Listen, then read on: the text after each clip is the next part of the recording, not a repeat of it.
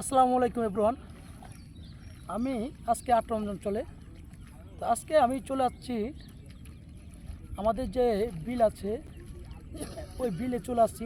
আইসা দেখি আসলে এই যে আমার গেদা নানা, রাজা মিয়া বাড়ির গেদা নানা, উনি একা একা আসলে জমি বাঁচতেছে। আসলে জমিনের বন বাসাটা খুবই কষ্টসাধ্য একটি কাজ।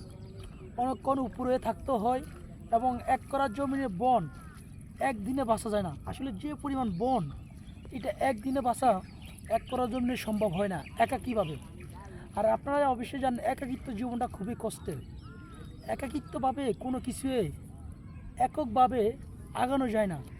নিজের কাছে একটা ভালো লাগা না লাগার একটা কাজ করে। কিন্তু যে কোনো জিনিস যদি যৌথভাবে আনন্দের সাথে করা যায় তাহলে যে কোনো কাজ খুব দ্রুতই আগানো যায়।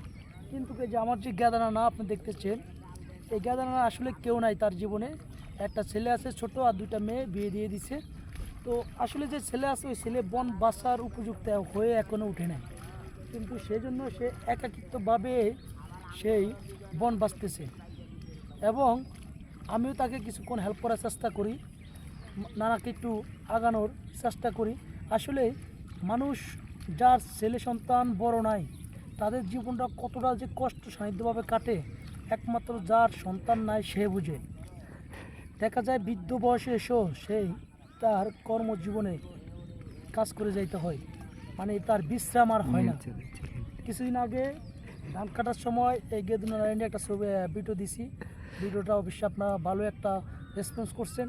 অবশ্যই আমি আপনাদের কাছে রিকোয়েস্ট রাখবো, এই গেদু নানাকে অবশ্যই আপনারা একটু ভাইরাল করে দিবেন এবং গেদু নানাকে একটু সাপোর্ট করবেন। কারণ গেদু নানার মানে আমাদের এলাকা, আমার নানাদের এলাকার ভিতরে খুবই প্রবীণ একজন ব্যক্তি। সে প্রবীণ ব্যক্তি হয়েও সে এখনও বিশ্রামে যাইতে পারে নাই। আমি মাঝে মধ্যে চেষ্টা করি এই গেদু নানাকে কিছুটা হেল্প করার, কিন্তু আসলে নিজের সামর্থ্য আসলে কুলে উঠতে পারি না। তো সবাই ভালো থাকবেন, আল্লাহ হাফেজ।